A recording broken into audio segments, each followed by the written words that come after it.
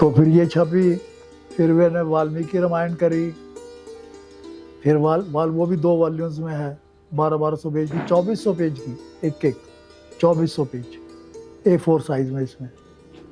फिर उसके बाद मैंने गीता तत्ववेचनी करी, सारी पढ़ी अंग्रेजी में, हाँ जी। तो मतलब इस तरह से करके ये तकरीबन 7 ग्रंथ हुए, 7। मित्रों नमस्कार। जो मानव जीवन है एक तरह से अगर हम देखें समूचे ब्रह्मांड में, वो ऐसा ही है जैसे कोई समुद्र में एक बूंद। पर बहुत बार ऐसा होता है कि प्रभु कृपा से वो जो बूंद है वो मानो समुद्र हो जाती है। ठीक ऐसा ही हुआ हमारे यहाँ कुरुक्षेत्र में। एक बहुत ही पहुंची हुई व्यक्तित्व, एक आत्मा, श्री जगदीश प्रसाद अग्रवाल जी, जिनके यहाँ पर आज मैं हूँ, वो रिटायर होते हैं 98 में।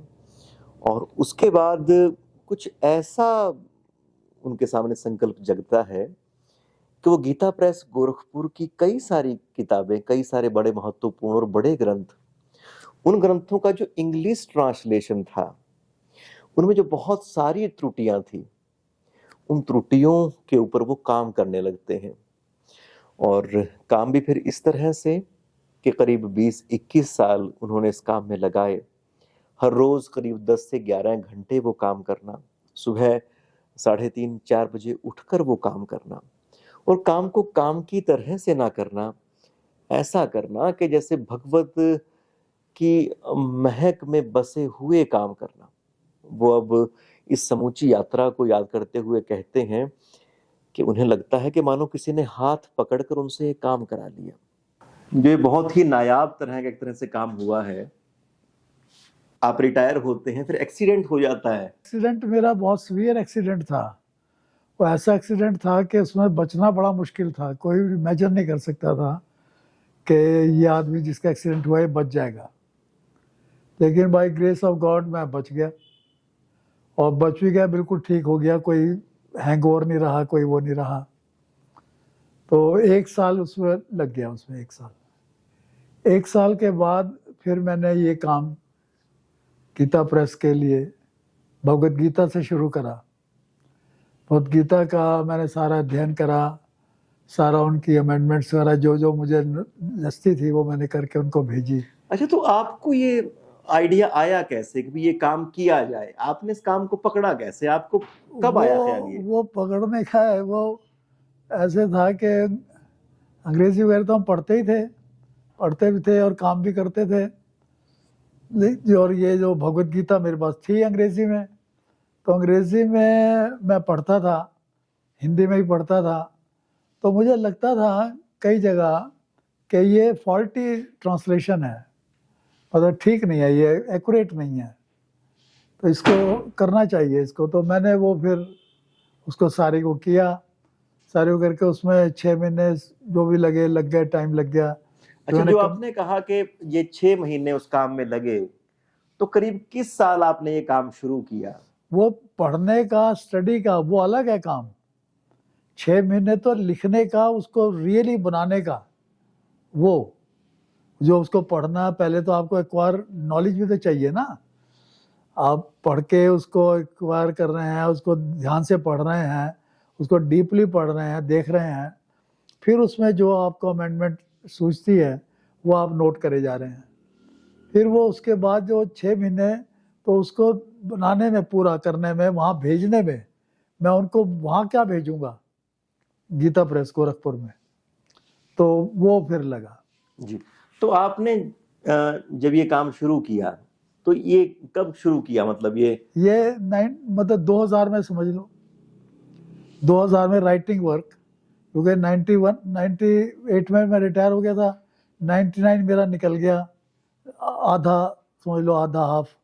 उसके बाद मैं ठीक सा हो गया, तो मैं पढ़ता रहा, पढ़ने का शौक था ही, देखता रहा मेरी क्या थिंकिंग है, और किताबों में क्या है, किस तरह से है, जो अच्छी अच्छी बुक्स हैं, अच्छी रिनोड बुक्स हैं वर्ल्ड ओवर, उनमें क्या है। तो वो पढ़ के उसका कभी इसका आशय पूरा रिफ्लेक्ट हो रहा है कि नहीं इसके अंदर, तो वो देखने की बात थी। तो वो फिर वो हो गया। फिर मेरे को उससे इनकरेजमेंट हो गई कि भाई 300 मतलब इन्होंने तो काफ़ी मान ली, इन्होंने तो आते करीब हाफ के करीब मान ली। तो उन फिर ये मैंने ये रामायण शुरू करी, रामचरितमानस। अच्छा, जब आप ये काम करते थे लिखने का, तो आपका फिर रूटीन क्या रहता था और आपको काम करते हुए मतलब कैसा मेरा लगता था? मतलब totally I was devoted to focused to this work, Gita Press के काम से फोकस था बिल्कुल। मतलब सुबह 3 बजे मैंने उठना, 3:15 के करीब उठ जाता था मैं, और लेटरिन वेटरिन जाके चाय पी के, और 3:45 मैं रात को ही पहले ही तैयार करके रखता था भाई सुबह मैंने ये काम करना है। तो सुबह 3:45 मैं शुरू हो जाता था, 7 बजे तक मैं करता था काम। फिर उसके बाद घूमने फिरने जाना, सैर सुर करने जाना, वो करना, नहाना धोना, तो 10 साढ़े 9 के करीब बज जाते थे। 9:30 बजे मैं फिर शुरू कर देता था, तो 12 साढ़े 12 बजे तक थोड़ा कर लिया, 3 घंटे वो कर लिया।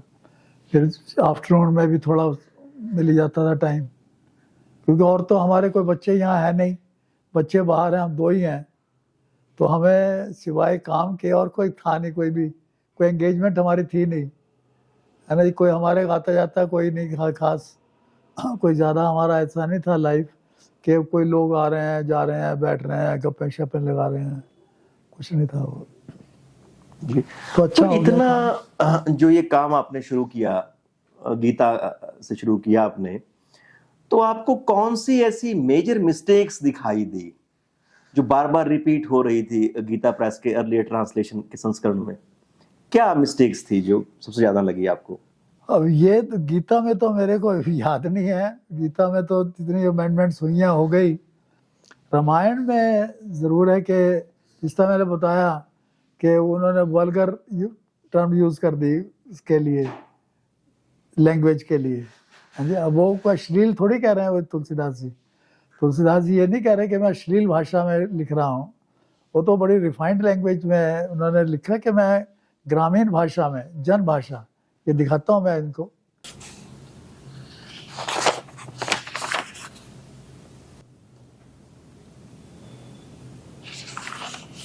वैसे इसकी जो प्रिंटिंग है ना, वो इतनी गजब की प्रिंटिंग है, जो इसकी हिंदी भी और अंग्रेजी भी। इसमें फुटनोट्स हैं, बहुत फुटनोट्स हैं, बहुत ज़्यादा फुटनोट्स हैं। वो डिस्क्राइब करते हैं कि भाई ये जो इंसिडेंट जिसको रेफर कर रहे हैं वो क्या इसका मतलब है, क्या था ये। तो वो उसका वो नीचे फुटनोट के अंदर कई तो बड़े बड़े फुटनोट्स हैं, पूरे पूरे पेज का, 2-2 पेज के ऐसे फुटनोट्स हैं, पूरा मतलब डिस्क्रिप्शन दी उन्होंने। तो सारा वो करके ना इस तरह से, तो वो इसका ये सारा हो गया है।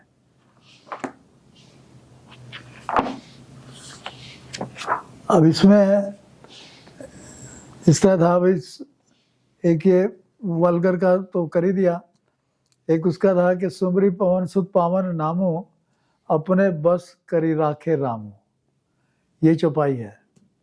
तो उसकी ट्रांसलेशन ये था, हिंदी में तो ये है ही, सरल अर्थ है भाई हनुमान जी भगवान राम का सुमरन करते हैं प्रेम के साथ, बहुत अच्छे उसके साथ ध्यान से, और उसकी वजह से, सुमरन की वजह से उन्हें भगवान का सानिध्य उनको मिला हुआ है, भगवान राम का सानिध्य उनको मिला हुआ है। तो उसकी ट्रांसलेशन उन्होंने कर रखी थी कि due to remembrance of the holy name Hanuman enjoys the bliss, ना ये तो ब्लिस तो ठीक हो गया, Hanuman keeps lord Ram under his thumb. अब लॉर्ड राम को अंडर हिज थंब कहना थे तो बड़ी मूर्खता है ना, तो ये तो बिल्कुल गलत थी। तो इसको भी चेंज किया हमने, due to remembrance of the holy name Hanuman enjoys the bliss of his closeness with Shri Ram. यानी भगवान हनुमान जी को भगवान राम का सानिध्य प्राप्त है, ये उसकी रियल ट्रांसलेशन है। ये नहीं कि उसको कोई नौकर बना लिया हनुमान जी को, हनुमान जी ने भगवान राम को, या कोई ऐसे कोई मिनियल काम में कर लगा रखे, ऐसे कुछ नहीं। वो ये नहीं, ये तो गलत, बहुत गलत है, बहुत गलत है, बहुत गलत है जी। तो इस तरह से और बहुत सारी, अब ये जिस तरह थी ये ढोल गवार शूद्र पशु नारी, अब इसको गीता प्रेस से थोड़ी कहा था भाई इसको अमेंडमेंट करनी है, हमने अपना आप कर ली। उनको 2017 में की थी, 19 में छप गई थी ये, 2019 में छप गई। तो अभी वो कुछ जर्नलिस्ट वगैरह उनके पास गए गीता प्रेस में, उनको कहा भाई आप ये इतना एजिटेशन चल रहा है तो आप इसके बारे में क्या क्या कर रहे हो। तो कहने लगे भाई बात यह है, इसके बारे में हमने हमारी जो ट्रांसलेशन है वो हम बताते हैं आपको क्या कर रही है। तो वो अमेंडमेंट उन्होंने जो मैंने आपको सुनाई ना वो उन्होंने उनको सुना दी। कहने लगे तो बिल्कुल ठीक है। कहने लगे यही हम ठीक कर सकते हैं, बाकी हम ये नहीं कि हम चौपाई चेंज कर दें, चौपाई नहीं हम चेंज कर सकते, वो तो तुलसीदास जी की लिखी हुई है, वो नहीं हम चेंज करेंगे, ना हम कर सकते हैं। हम तो जो उसका अर्थ हमने दिया है, जो व्याख्या दी है, उसके अंदर जो रेलेवेंट है, जो ठीक है, वो हम कर देंगे।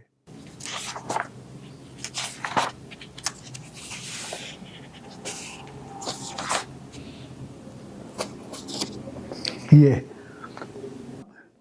a rustic, a shudra, a beast and a woman, all these deserve caring and needful mending.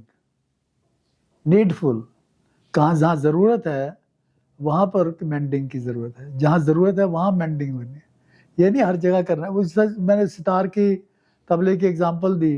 एक सितार वादक है, बजा रहा है, बजाते बजाते उसकी एक तरह से कोई स्ट्रिंग एक लूज हो गई, वो उसको कसता है, उसको कस के फिर बजाने लगता है। ऐसे ही तबले वाला है, वो करता है, वो उसको ठीक कर लेता है, फिर बजाने लगता है। तो इस तरह से ये है कि भाई वो एंड नीडफुल मेंडिंग, उसमें ये कवर। तो वो उन्होंने, वो जो जर्नलिस्ट आए थे उन्होंने दे अप्रूव्ड ऑफ इट, कहने लगे ठीक है बिल्कुल। तो कहना हमने जो रिव्यू कराया इसका बड़ा खर्च हुआ है गीता प्रेस का, अब दोबारा से सारी कंपोज करना, इतनी इतनी मोटी किताबों को दोबारा से करना, वो करना, सारा करना, कितना काम लगता है देखें। अब ये एक तो ये है, एक ये है जो जिसमें ये वो विद रोमनाइज्ड है, ये फुटनोट्स हैं, ये दिए हुए हैं। ये जो ना इसकी चौपाई है उसका ये अंग्रेजी रोमन स्क्रिप्ट में है, ताकि जो हिंदी नहीं जानते, बाहर सेटल्ड हैं, वहीं पैदा हुए, वहीं कुछ हुआ, हिंदी जानते ही नहीं, तो वो भी इसको पढ़ सकें। तो सबसे पहले सर आपने श्रीमद् भगवद गीता के ऊपर काम किया, उसके बाद फिर आपने कौन सा ग्रंथ लिया? रामचरितमानस। ये रामचरितमानस ये किया, इसमें बहुत टाइम लगा, कई साल लगे, कई साल का मतलब 2-1 साल लग गए, 2 साल लगे। फिर उनको भेजा, उन्होंने से अप्रूव हो गई, फिर वो करा, मतलब लग गए, टाइम लग ही जाता है। अच्छा, बड़े ग्रंथ हैं। जब आप इसको आपने बताया, आप इतना जल्दी सुबह उठते थे और ऐसा लगता था कि जैसे आप आसमान में उड़ रहे हो, ऐसा लगता था। हाँ, तो आप मतलब हर वक्त नहीं होता था ना, कभी कभी ऐसा 8-10 बार हुआ, 8-10 बार। उसके बारे में बताएं कि आपको वो कैसा अनुभव होता था? अनुभव ये होता था कि एक जिस तरह आदमी अब्जॉर्व हो जाता है ना किसी चीज में, आप किसी गाने में या किसी चीज में, नेचर की किसी देखने में, किसी चीज में बहुत ज्यादा अब्जॉर्व हो गया, आपको अपनी सुध बुद्ध नहीं रही, मतलब वो बिल्कुल ऐसा एकदम अब्जॉर्व टोटली। तो फिर वो जो उस वक्त की जो स्थिति होती है ना, वो वर्ड्स में डिस्क्राइब नहीं होती, वो तो जो है वो एक डिवाइन एक्सपीरियंस हो जाता है, वो डिवाइन। जैसा मैं बता रहा था, सारा कमरा बिल्कुल खुशबू से भर जाता था। अब वो कहाँ से खुशबू आती थी, एक बात बताता हूँ आपको बड़ी कमाल की। मैं कुछ सालों से साईं बाबा, शिरडी साईं बाबा जो थे ना, इनको याद करके, इनके हाथ जोड़ के, और मैं ऊपर छत पर 1 किलो के करीब बाजरा डालता था, बाजरा डाल देता था, वो कबूतर जो थे वो खा लेते थे। तो इस तरह से ये 3-4 साल ही चलता रहा, रोज मैंने करना और वो खा जाते थे। फिर एक बार ये हुआ कि एक शंकराचार्य हैं, कोई पुरी वाले या कौन से, उन्होंने ये स्टेटमेंट दी कि भाई ये जो शिरडी साईं बाबा का करते हैं, ये कोई भगवान नहीं है, इनको हटा दो यहाँ से, इनको मंदिरों से निकाल दो, इनको ये कर दो, वो कर दो, ऐसे कुछ नेगेटिव सी स्टेटमेंट दी। तो मुझे क्या ख्याल आया कि हमारे जो ट्रेडिशनल गॉड्स हैं, शिव हैं, गणेश जी हैं, विष्णु भगवान हैं, राम है, कृष्ण है, सब हैं, तो हाउ दे हैव फेल्ड अस, वो भी ठीक है, तो हम उन्हीं को क्यों ना करें, हम इधर उधर क्यों वो भटके। ये मेरे मन में विचार आया, कभी मैंने करा कुछ नहीं, विचार आया। तो जनाब वो एक दिन क्या हुआ, मैं गया ऊपर देखने, वो डालने, तो देखो वो कबूतर तो बैठे हुए हैं और वो खा कोई नहीं रहा, कोई नहीं खा रहा। अब वो 3 दिन क्यों डलता रहा, अब वो ढेर हो गया। तो मैंने अपने मन में बड़ी डीपली सोचा कि ये बात है क्या, क्या हुआ, मैं तो कुछ करा नहीं, वो नहीं हुआ। फिर मुझे ये हुआ कि जो मेरे ये विचार आया था, इसकी वजह से साईं बाबा नाराज हैं मेरे से, बाबा नाराज हैं, इनको मनाना है। मैंने उनसे ये बड़ी माफ़ी मांगी और कहा कि बाबा ये लास्ट टाइम है जो ये गलती मेरे से हो गई है, मैं आइंदा से नहीं करूँगा बिल्कुल, आप मुझे इस बार क्षमा कर दो, हैं जी, क्षमा कर दो मुझे। और वो कह के, वो मतलब प्रार्थना वगैरह करके, मैं कोई काम था, मैं वहाँ चला गया। घंटे के बाद में आया तो ऊपर मैं गया, मैंने देख के आता हूँ वो कुछ खाया कि नहीं उन्होंने, कबूतरों ने। तो देखता हूँ मैं कि वो तो वहां तो एक दाना नहीं, कबूतर सारे खा गए, एक दाना नहीं। मैंने जमीन पर बैठ के उधर देखा, मैंने कहा एक दाना तो दिख जाए। अभी ये सवेरे 3 घंटे इतना 3 किलो 3.5 किलो पड़ा हुआ था, अब कुछ तो खैर। वो फिर मैंने दोबारा से भगवान के आगे हाथ जोड़े, वो 2 दाने मेरे को दिख गए, 2 दाने। अब बाजरे के 2 दाने क्या चीज होती है, कुछ भी नहीं। तो ये एक बड़ी अद्भुत, ये मैंने फिर ये जवाहरलाल गुप्ता थे हमारे चीफ जस्टिस, रिटायर हुए थे वो, उनको वो बाद में उनको कैंसर हो गया था ब्रेन में, उनका ब्रेन का बहुत डीप ऑपरेशन भी हुआ था, लेकिन वो थे, जिंदा थे अभी। तो मैंने उनको ये बात सुनाई, मैंने कहा ये सुनाने का मेरा आशय ये है, मैं इसलिए आपको सुना रहा हूँ ताकि आपके ऊपर भगवान साईं की कृपा हो जाए, आप उसको महसूस करें कृपा को, है जी। और क्योंकि आप बहुत ज़्यादा बीमार हैं, बहुत ज़्यादा एक्सट्रीमली बीमार हैं, आपकी लाइफ इज इन डेंजर, तो मैंने आपको ये बात सुना दी सिर्फ इसलिए कि आपको थोड़ा रिलीफ मिले, इसलिए सुनाई। तो वो कहने लगे मुझे, इंदु अग्रवाल ऐसा कर, इसको वेबसाइट पर दे दे सारी की सारी स्टोरी को। मैंने कहा वेबसाइट तो मेरे पास है ही नहीं, मैं तो साधारण सा आदमी हूँ, पुराना वही पुराने वाला सिस्टम है हमारा, हमारे पास कुछ नहीं है। कहने लगा इसको मैं दे दूं अपने वेबसाइट से, मैंने कहा आप दे दो। तो कहने लगा अच्छा ठीक है मैं देखता हूँ। तो मैंने आधे घंटे के बाद उनको फिर दोबारा फ़ोन करा, मैंने कहा ये जो मैंने आपको बात सुनाई, कहानी सुनाई, ये मेरा पर्सनल एक्सपीरियंस है और बड़ी प्राइवेट सी बात है ये मेरी, ये कोई बहुत पब्लिसिटी करने वाली या बहुत कोई ऐसा कोई शोर मचाने वाली बात नहीं है। ये तो आपको मैंने ऐसे बता दी क्योंकि आप बहुत ज़्यादा बीमार हैं इसलिए बता दी, नहीं तो मैं बतानी ही नहीं थी। तो आप कोई वेबसाइट देने की ज़रूरत नहीं। कहना ठीक है, आई एग्री विद यू, मैं नहीं दूंगा। मैंने ठीक है। तो आज मैंने आपको सुनाई ये बात। फिर मैंने भागवत ली, या मैंने वो लिया वाल्मीकि रामायण। अब वाल्मीकि रामायण ये 1200 पेज की, यानी इतने साइज की, इतने मोटी, दो वॉल्यूम्स हैं, 2 ही वॉल्यूम्स इसकी हैं, इसकी भागवत की ये रखी है 2 वॉल्यूम्स। तो फिर ये छपी, फिर मैंने वाल्मीकि रामायण करी, फिर वो भी 2 वॉल्यूम्स में है, 1200 पेज की, 2400 पेज की, एक 2400 पेज A4 साइज में इसमें। फिर उसके बाद मैंने गीता तत्ववेचनी करी, सारी पढ़ी अंग्रेजी में, है जी। तो मतलब इस तरह से करके ये तकरीबन 7 वॉल्यूम, 7 ग्रंथ हुए, 7 करें। तो मेरा फिर काम खत्म हो गया था, तो मैंने वो फिर बंद कर दिया। तो उसके बाद क्या हुआ, एक अनदर मिरेकल, उसके बाद क्या हुआ कि मेरी आंखें बिल्कुल ठीक थी, बिल्कुल मैं काम कर रहा था, मेरी आंखें खराब हो गई, अभी भी मुझे प्रॉपर दिखता नहीं। अभी बल्कि मैं कह रहा था कि मैं दोबारा जाऊंगा डॉक्टर के पास देखो, तो सारे दिल्ली भी दिखाया, करनाल भी दिखाया, अम्बाला मॉडल टाउन में है, वहाँ पर बहुत लोग हैं जो आंखों की बड़ी स्पेशलाइजेशन है वहाँ पर, वहाँ भी दिखाया है, काफ़ी पैसे उससे भी खर्च करे। तो लेकिन वो ये कहते हैं कि तुम्हारे कैटरेक्ट नहीं है। जब कैटरेक्ट है ही नहीं तो ऑपरेशन किस बात का होगा।